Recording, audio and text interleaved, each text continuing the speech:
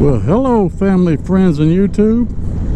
Today is May 22nd, and Snowee has 5139 on her, and it is a lovely day. It's 75 degrees out here in Tennessee. I thought I would do a brief video, catch you up on my camera situation. As you can see, I have my GoPro 12 right here in front of me to show the headshots. And I know those of you that have been watching this channel know I've been experimenting a lot with the different camera angles and to that effect. And some of you have been asking me, what do I have on these Traction Dynamics engine guards, Traction Dynamics action camera mounts? What exactly do I have up there on the front of the bike? Because as you can see, I have one on the left and one on the right, and both of them are 4K. And that is basically, I think I should have stock in the Vantrue's F1 camera system. I've actually have two camera systems. They're in the trunk of the bike. I keep them there so I can access the SIM card easily. I've also created what you would call little ventilation ports so that you can keep the trunk cool. One of the biggest things about the camera, if you get super hot, you know, it'll cut off until it cools down, then it'll cut back on. And I want a permanent camera system. I don't want to miss anything and then say, oh, I wish I had the camera running at that time. Well, that's what the one on the right's for. That's, to me, for those of you just joining, my motorcycle's name is Snowee, and that camera on the right is Snowee. It's Snowee's eyeball. Now, I have it set at 4K, 100%. That means the rear camera doesn't matter because it won't film anything. But on the left, I have this camera set at a high resolution, but high enough to where I can run the rear camera in 1080p. So what was the purpose of that? The purpose of that is so when I'm out and about and I accidentally say, wow, I should have recorded this or I should have recorded that, or I'm on a long ride and have some beautiful scenery, I don't have to worry about it. I just go to the dash cam, I just access my trunk, go in there, pull the SIM card out for Snowee's eye, and I will be able to access any footage that I had done for that day or that hour, those hours, or whatever it is. I mean, I can record all day on that camera. And on the left, like I said, that is the Vantrue F1 also, but it is the camera that I use for monitoring incidents, traffic violations, whatever you want to call it. That is my dash camera system. It has my front camera at 4K, but it's recording at the one step lower so that the rear camera will also record. And I'm showing you, you know, these different footages so that you can see what the cameras are doing. But the main thing is several of you have asked me, hey, what does Mac have on the front of his bike now with these Traction Dynamic action camera mounts? Because, you know, I have a right and a left one. And what I decided to do is I created some brackets, custom brackets for it, and I mount the cameras on both sides. And I love the idea. Now I don't have to worry about, did I miss something? Now, if something happens, somebody runs a red light and I get involved in an incident, of course I will just access the left system, and that will show the timestamp and that will show all that information. Whereas Snowee's eye, which is on the right, that one just shows highest possible resolution 4K with no stamp, no Vantrue markings, no date, time, nothing, just raw camera footage. So you just never know when you need it. Now, some of you wonder, isn't this a bit overkill? Well, what I would say to Vantrue is you have an excellent product, but unfortunately I have purchased 3 of your Vantrue F1 camera systems. No endorsements, of course, nothing like that. This wind is really getting it out here. I have no endorsements, nothing, and I'm okay with that. But I bought 3 because I came up with this idea that in the trunk system I would access, I would have a little SIM thing that you slide into there, an extender, and it makes it easier for me to remove the micro SD card. For those of you that have tried to remove the micro SD card from a Vantrue system, I mean, you can do it. It's just a little harder than you think it is. Just doesn't always work with your fingernail. So I have a little device that I had created that lets me access it quickly. But the point was, I inserted a third-party extender into a brand new, when I was creating Snowee's eye over here on the right side, I put a in a brand new, I mean, I just got it in, I hadn't had it 2 hours, and I had all the wiring done, and I put everything in it, and then I slid that third-party SIM card extender in it, and it snapped right off. And it snapped off bad enough that it wedged itself inside there. You couldn't spring load it out. You couldn't do anything. I mean, it was just, it ruined the whole thing. So I disassembled the entire thing, trying to think I could be a creative, trying to save myself $400. And the bottom line was, I had to get on Amazon later that night and order another one, which was delivered the very next day. And so that made it 3 Vantrue F1 camera systems for Snowee, and that's a lot of money. Now I have 2, of course, because one was destroyed accidentally and it wasn't covered under warranty because I inserted a third-party part into it, which resulted in the damage. So therefore I didn't get any refund of any kind, and that was on me. Okay, $400 lesson learned. So now what I have is, I went back to using the little camera, the GoPro. For those of you who don't know, I have 3 GoPro 12s, but one of them I'm converting to 100% interviewing so that I don't get caught on the spot, and I'm able to do interviewing without removing cameras from my bike and things like that.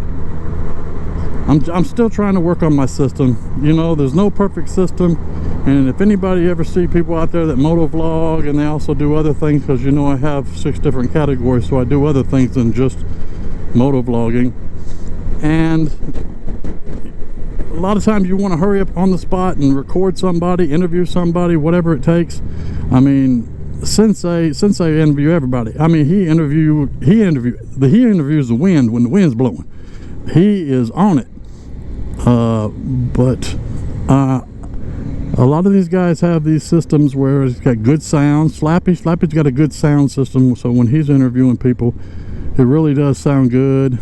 He's got a good camera system, audio system set up, and I'm still trying to work on mine so I can just grab a stick and go. So that's one of the things I'm working on.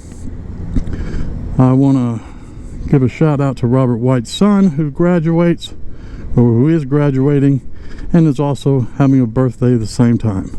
So congratulations to him.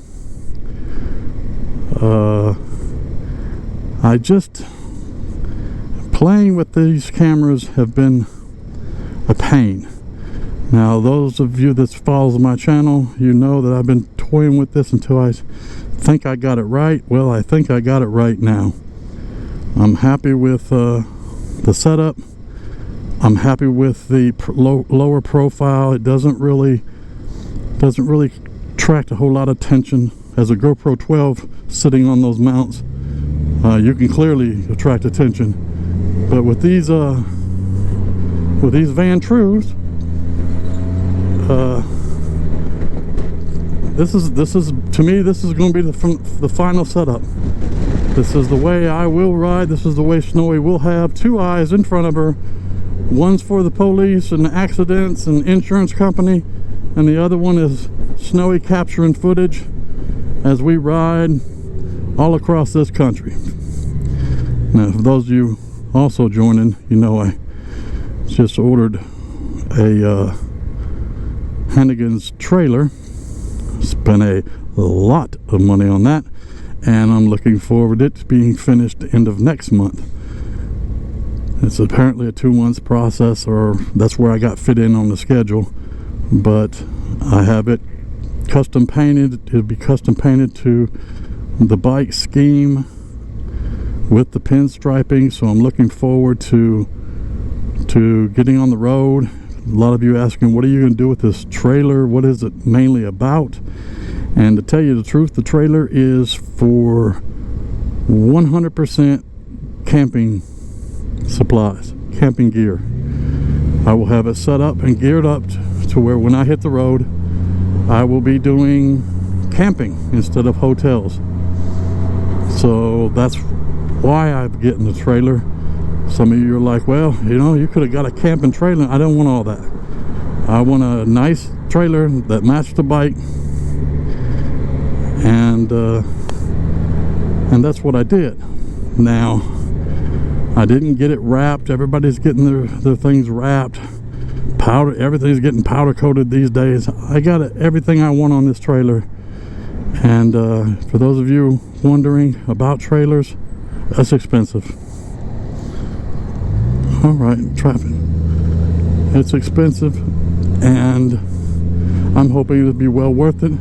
I've already plotted out my camping gear and the tents that I'll be using. I plan on traveling this great country, and I don't plan on staying in hotels every night. I plan on, I don't know if they call it moto camping or whatever. You know, if you ever watch Her Two Wheels, if you're subscribed to that, she goes everywhere and she camps. And I'm not doing a Her Two Wheels type video setting, but I am going to document my trips, and it will involve, I don't know if you call it moto camping, some people call it something else. I don't know, there's so many different terms. The bottom line is I'm camping when I travel. And I'm one of these people. I have portable generators, not gas operated, electric. So those will be traveling with me in the trailer. So I will be able to power up my laptop. And my goal is, hopefully, when it's all said and done, I would be able to go across country, share my experience with you, while at the same time, by the end of that night, posting the video of that day. So not only would I be sharing with you my adventures, I would be sharing with you my actual locations. And right after I have finished the evening, post a video. I wake up the next morning, I'm gone, and you've already seen the video of what occurred that day. I think that'll add for some additional content, something interesting. Who knows? But it'll get me more active. And when you get my age, as many know, our biggest downfall is not being active enough. Oh, I know Sensei would love that. Love hearing that. But yes, being active enough. So I also plan to be at Southern Honda Power Sports on June 6th at 10 in the morning, when David Monk Montgomery picks up his Goldwing. A lot of people are like, well, you traveled 3.5 hours to see somebody that is basically a YouTube friend? Yep. Answer is yep. I'm that type of person. If I have a friend, or he's picking up a motorcycle, and I have nothing where I can get there, I have nothing scheduled that would prevent me from riding 3.5 hours, I'm going. So I have a value for friendship and a value for things that maybe other people don't. It's a different generation today than when I grew up. No, David and I have not went out eating. We haven't played games together. We haven't drank a beer together or anything of that nature. But he does comment a lot on my videos. So when someone does that, over time, they become, I guess you call, a YouTube channel friend. And then when we meet at an event or whatever, then they become a friend that you met through YouTube. Simple enough. But I don't want to bore you with all this traffic and all that. I just got out for a nice day. I'm going to invest in a summertime jacket because this black one here is killing me in this heat. I know I have a black helmet, and then I have a black jacket, and now the temperature, yeah, it's still 75. The sun bakes on me, so I've already ordered a CE level 2 jacket with CE level 2 protection, and this will be a light white, and I also went ahead and got matching pants to go with it. So that stuff is expensive too. Again, for those of you new to this channel and new to Goldwings or whatever, you buy a Goldwing, you're not even half done. It's expensive because you're buying everything for every reason. And if you watch YouTube channels like this one or others like Robert White, Cruise Man, Chris Caliente, you know, Ride Fit Nation, and many others, I mean, like, you're gonna go buy some stuff. And of course somebody's mowing right next to me. So I don't need to ramble on with this video. I need to just wrap this up. So what I can say is until next time, just live your life.